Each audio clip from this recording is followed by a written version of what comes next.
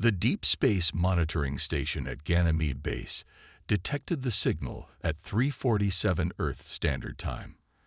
Dr. Sarah Chen had been halfway through her third cup of coffee when the arrays picked up the distinctive pattern. Definitely artificial, definitely not human. Within minutes, the entire facility transformed from its usual quiet efficiency into controlled chaos. "Get me a confirmation on that signature," she ordered, her fingers flying across the holographic interface. "And someone wake up Admiral Hayes." The signal repeated itself, a complex mathematical sequence that could only have been created by an intelligent species. As Sarah analyzed the data, her hands trembled slightly, not from the caffeine, but from the weight of the moment. After centuries of searching the stars, humanity had finally received its answer. Admiral James Hayes arrived at the control center exactly 17 minutes later, his silver hair uncombed, but his uniform impeccable. He studied the scrolling data with steel-gray eyes that had seen humanity's expansion across the solar system. "What are we looking at, Doctor?" "It's a first contact protocol, sir. The signal contains basic mathematical constants, atomic numbers, and what appears to be a language primer. They want to talk." The signal originated from a point just beyond Neptune's orbit. Within hours, Earth's most powerful telescopes confirmed the presence of a massive vessel, its hull gleaming with an otherworldly blue-green iridescence. The ship belonged to what they called the Kraxan Empire, a civilization that claimed to have achieved interstellar travel millennia ago. Their initial messages were diplomatic, even friendly. They expressed interest in Earth's culture, our technology, our potential. The United Earth government assembled its finest diplomats and scientists for the historic meeting. Humanity's first contact would take place aboard the UES Horizon, Earth's newest diplomatic vessel, at a designated point near Mars' orbit. Captain Maya Patel stood on the Horizon's bridge, watching as the Kraxan ship approached. At 43, she had earned her command through a combination of tactical brilliance and unshakable composure. Both qualities would be tested today. "Their vessel is exactly where they said it would be," reported Lieutenant Rodriguez from the sensor station. "But I'm detecting some unusual energy readings." Maya frowned. "Unusual how?" "They're similar to weapon signatures, Captain, but unlike anything in our database." Before Maya could respond, 3 more Kraxan ships materialized from what appeared to be tiers in space itself. The diplomatic vessel's sleek hull began to transform, panels shifting to reveal what were unmistakably weapon ports. "All hands to battle stations," Maya ordered, her voice calm despite the surge of adrenaline. "Shields up. Send an emergency broadcast to Mars Command." The Kraxan's true message came moments later, delivered by a being whose elongated features and phosphorescent eyes appeared on every screen aboard the Horizon. "Humans of Earth," the alien spoke, its voice a harmonious blend of tones that seemed almost musical. "I am Supreme Commander Vexthor. Your species has shown remarkable progress for such a young civilization. However, your solar system lies within territory claimed by the Kraxan Empire 10,000 years ago. We have returned to reclaim it." Maya's response was diplomatic but firm. "Commander, Earth and its colonies are sovereign territory. We are willing to discuss peaceful coexistence." "Your permission is not required," Vexthor interrupted. "You have 2 options.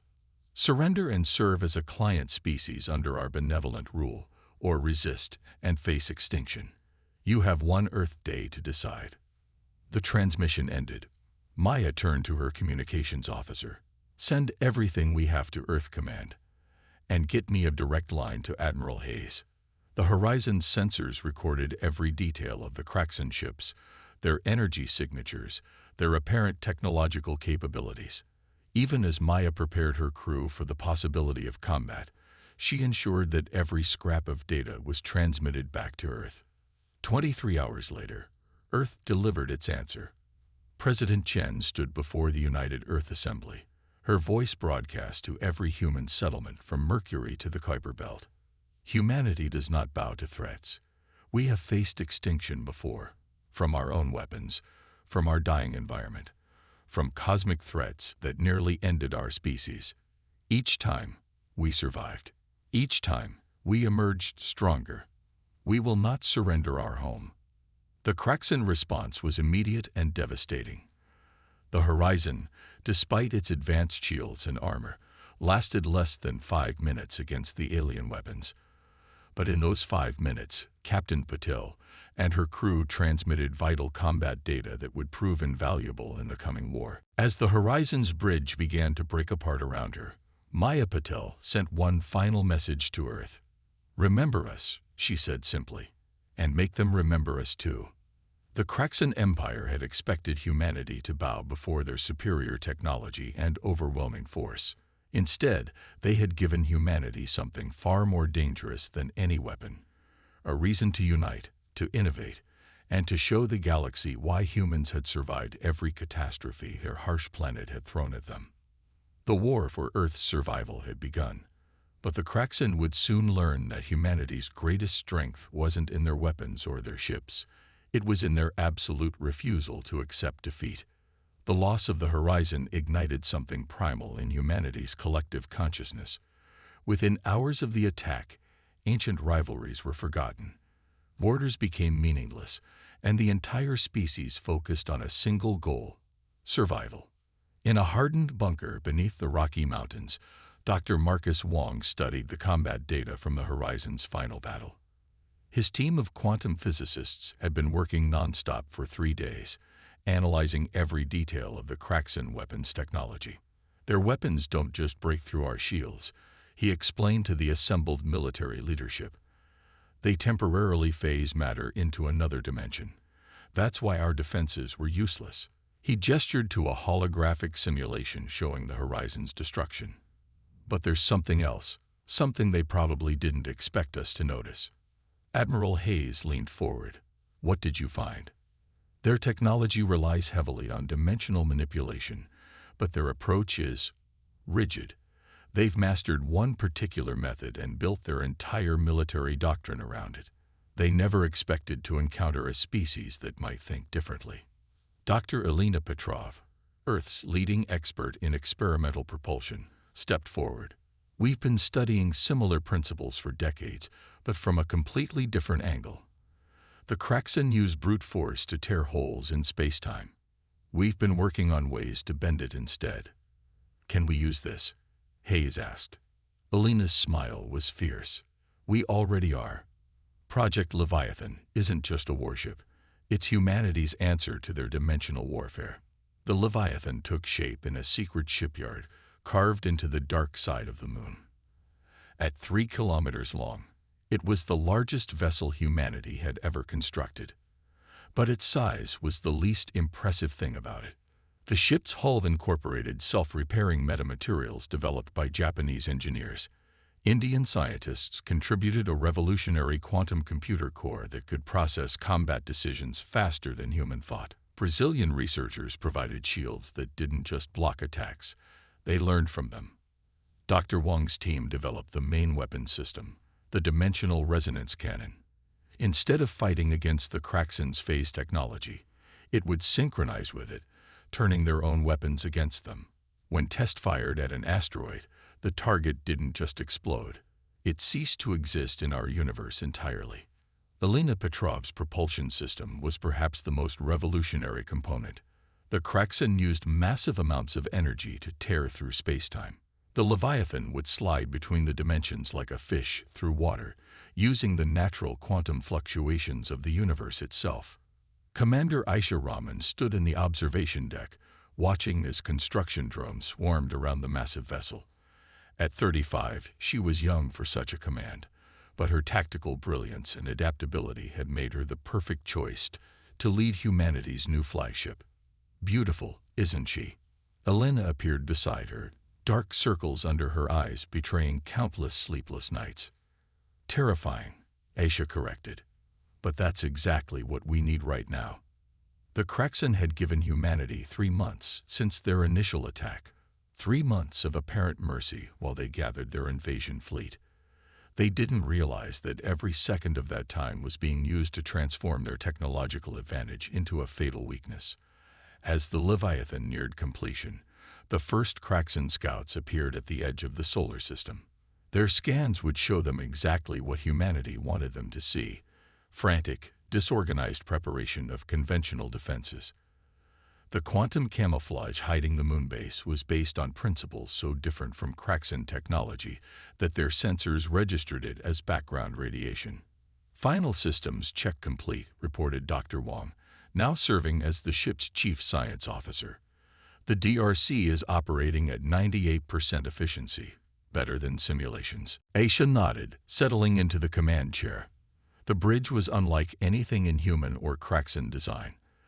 A perfect fusion of intuitive human control and quantum-enhanced response systems. Her neural link with the ship's AI felt like having a second consciousness, one that could process combat data at light speed. "Status report," she ordered. "All systems operational." Elena responded from her station. "Quantum drive is primed and ready. Shield harmonics are stable. Weapon systems are hot." Through the quantum sensors, they could already detect the Kraxan invasion fleet assembling beyond Neptune. Hundreds of ships, each one more powerful than the vessel that had destroyed the horizon. They thought they were facing a primitive species with crude defenses. They were about to learn just how dangerous humanity could be when pushed to the edge of extinction. "Send word to Earth Command," Aisha ordered. "Project Leviathan is ready. Let them come." The Kraxan Empire had spent millennia perfecting their technology, becoming masters of their particular branch of science.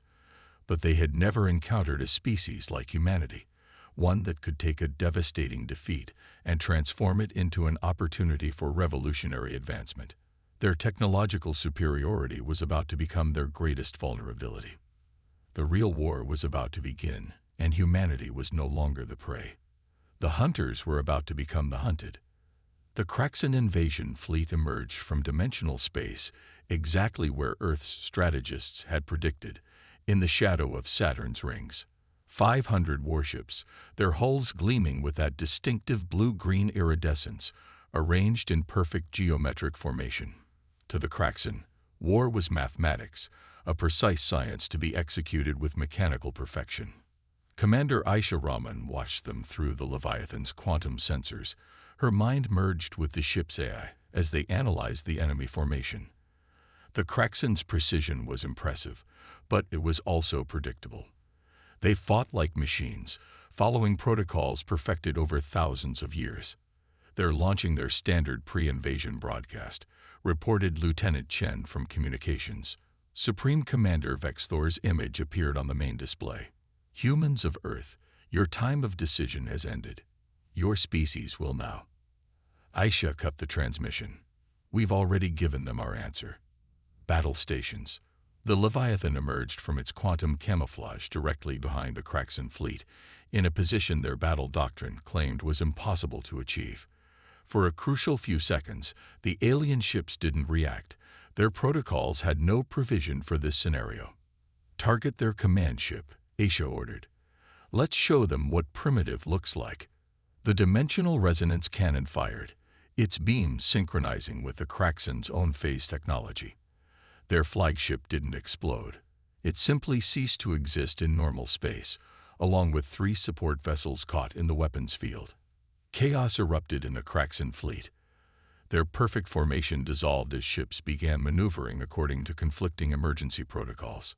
Some turned to attack, others moved to defensive positions, and still others seemed frozen in confusion. "Multiple dimensional rifts detected," Dr. Wong reported from his station. "They're trying to bring in reinforcements."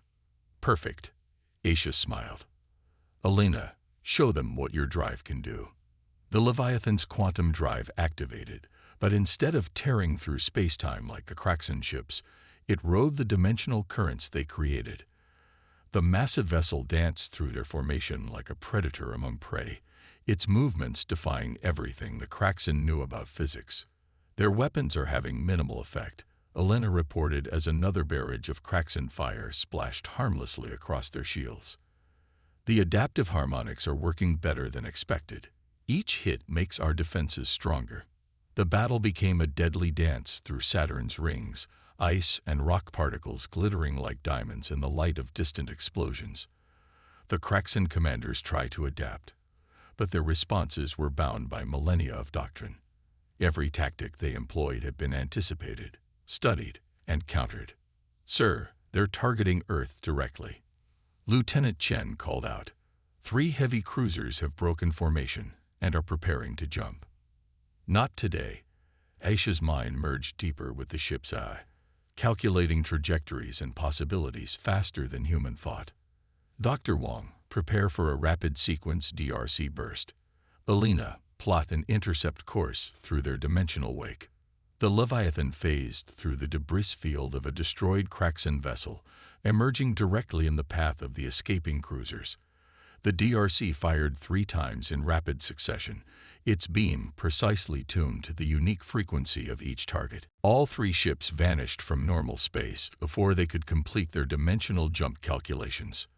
The remaining Kraxan vessels began to retreat, their perfect formation now in shambles.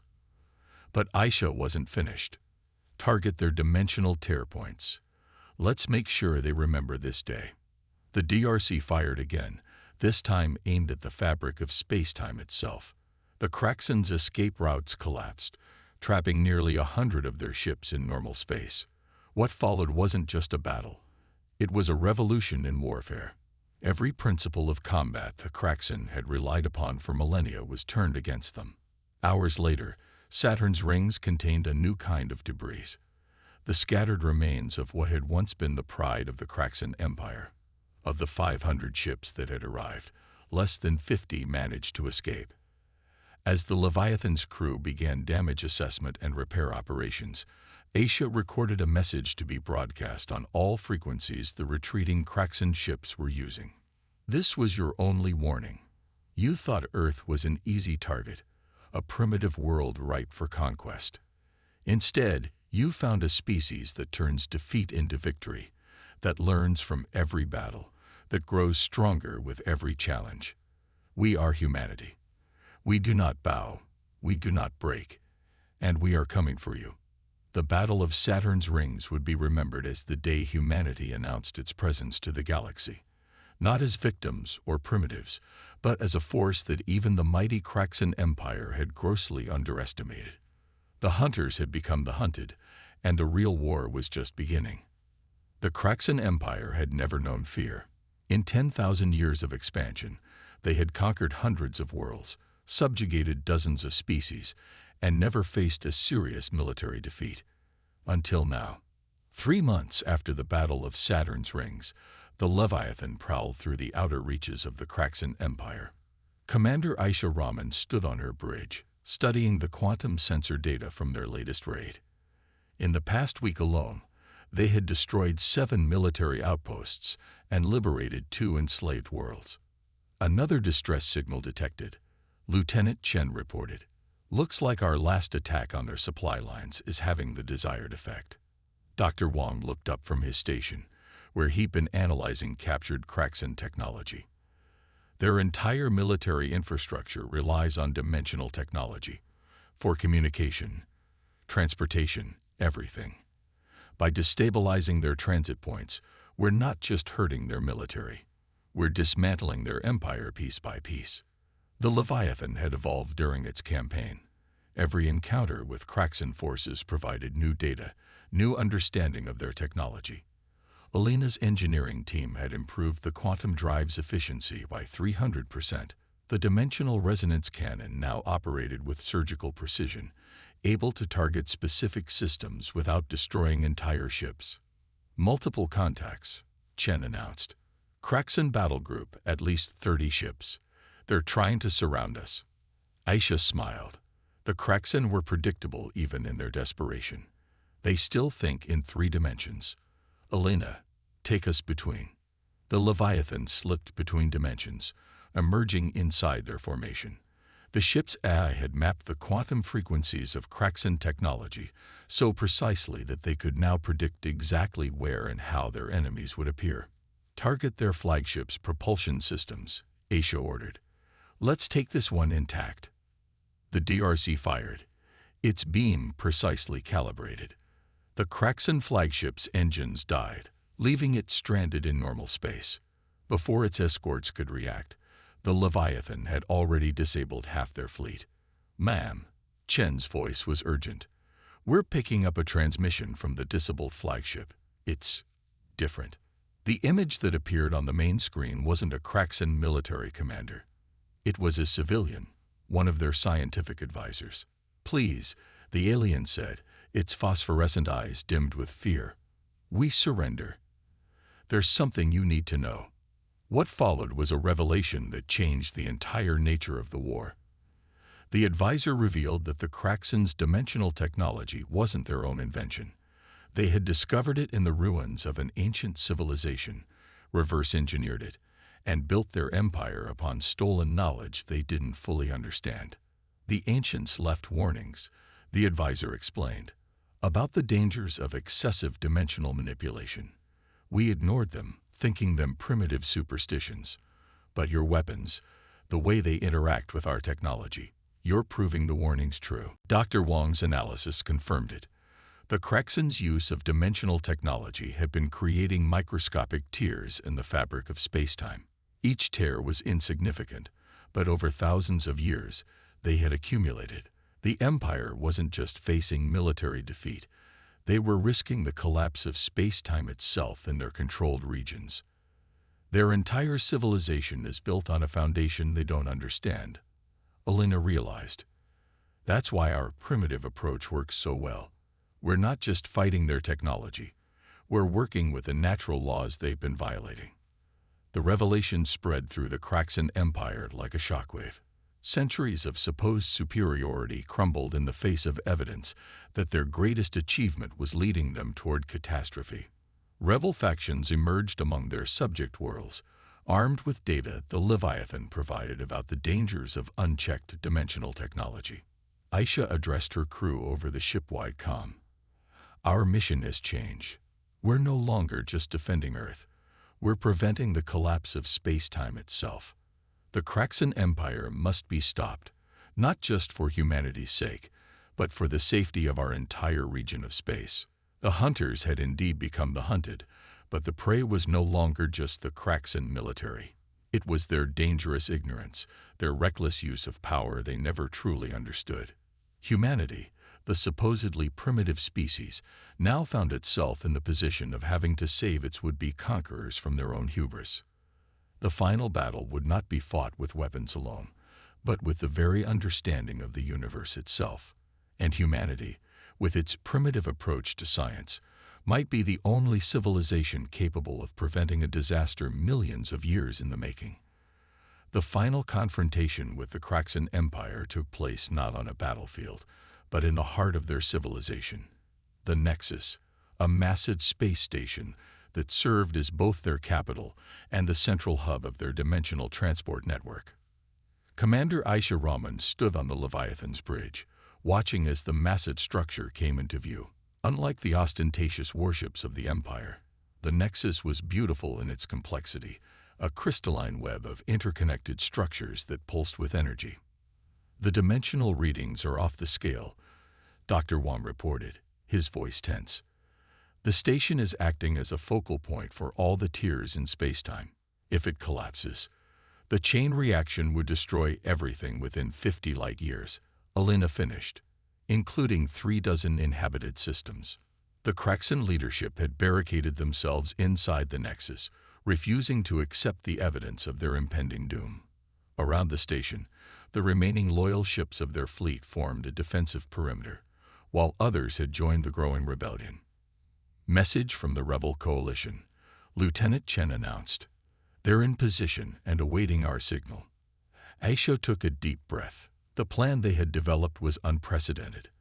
A collaboration between humans, Kraxan rebels, and representatives from a dozen formerly subjugated species. Begin transmission. The message they broadcast was not an ultimatum or a demand for surrender.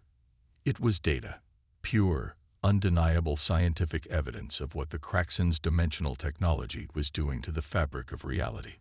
Combined with the knowledge they had gathered from the ancient warnings, it painted a clear picture of imminent catastrophe. "They're responding," Chen reported. Multiple ships are powering down their dimensional systems, but the hardliners in the Nexus responded differently. The station's defensive systems activated, and space itself began to twist around it as they prepared for one final demonstration of their power. They're trying to initiate a mass dimensional shift. Elena's hands flew across her console. They'd rather tear reality apart than admit they were wrong. Not on our watch. Aisha's mind merged with the ship's eye, calculating possibilities. Dr. Wong, prepare the DRC for wide-spectrum dispersal. Elena, plot us a course through their defensive screen. We're going to show them what real dimensional mastery looks like. The Leviathan moved like a dancer through the chaos, its quantum drive allowing it to predict and navigate the increasingly unstable space-time around the Nexus. The rebel ships followed in its wake, using modified versions of Elena's propulsion technology that worked with natural dimensional flows rather than against them. As they approached the station, the dimensional resonance cannon fired, not to destroy, but to heal. The beam synchronized with the quantum frequencies of space-time itself, stabilizing the tiers the Kraxan had created over millennia. The final confrontation with the Kraxan Empire took place not on a battlefield, but in the heart of their civilization. The Nexus, a massive space station that served as both their capital and the central hub of their dimensional transport network. Commander Aisha Rahman stood on the Leviathan's bridge, watching as the massive structure came into view. Unlike the ostentatious warships of the Empire, the Nexus was beautiful in its complexity, a crystalline web of interconnected structures that pulsed with energy. The dimensional readings are off the scale, Dr. Wong reported, his voice tense. The station is acting as a focal point for all the tiers in spacetime. If it collapses, the chain reaction would destroy everything within 50 light years. Elena finished, including 36 inhabited systems. The Kraxan leadership had barricaded themselves inside the Nexus, refusing to accept the evidence of their impending doom. Around the station, the remaining loyal ships of their fleet formed a defensive perimeter, while others had joined the growing rebellion. Message from the rebel coalition, Lieutenant Chen announced. They're in position and awaiting our signal.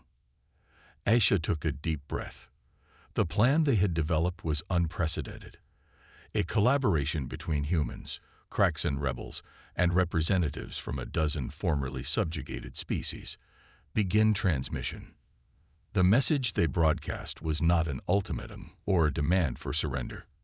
It was data, pure, undeniable scientific evidence of what the Kraxan's dimensional technology was doing to the fabric of reality. Combined with the knowledge they had gathered from the ancient warnings, it painted a clear picture of imminent catastrophe. They're responding, Chen reported. Multiple ships are powering down their dimensional systems, but the hardliners in the Nexus responded differently. The station's defensive systems activated, and space itself began to twist around it as they prepared for one final demonstration of their power. They're trying to initiate a mass dimensional shift. Elena's hands flew across her console. They'd rather tear reality apart than admit they were wrong. Not on our watch. Aisha's mind merged with the ship's eye, calculating possibilities. Dr. Wong, prepare the DRC for wide-spectrum dispersal. Elena, plot us a course through their defensive screen. We're going to show them what real dimensional mastery looks like. The Leviathan moved like a dancer through the chaos, its quantum drive allowing it to predict and navigate the increasingly unstable space-time around the Nexus. The rebel ships followed in its wake, using modified versions of Elena's propulsion technology that worked with natural dimensional flows rather than against them. As they approached the station, the dimensional resonance cannon fired, not to destroy, but to heal. The beam synchronized with the quantum frequencies of space-time itself, stabilizing the tiers the Kraxan had created over millennia. It's working, Wong reported, excitement breaking through his usual calm. The tiers are beginning to close, but the station, the Nexus, was breaking apart, its structure unable to handle the conflicting forces. But as it crumbled, something unexpected happened. The ancient technology at its core activated, responding to the Leviathan's efforts to heal space-time. "New signal detected," Chen called out. It's from the ancients themselves, some kind of automated message." The message that played across every screen and communication channel in range was not just a warning. It was an invitation.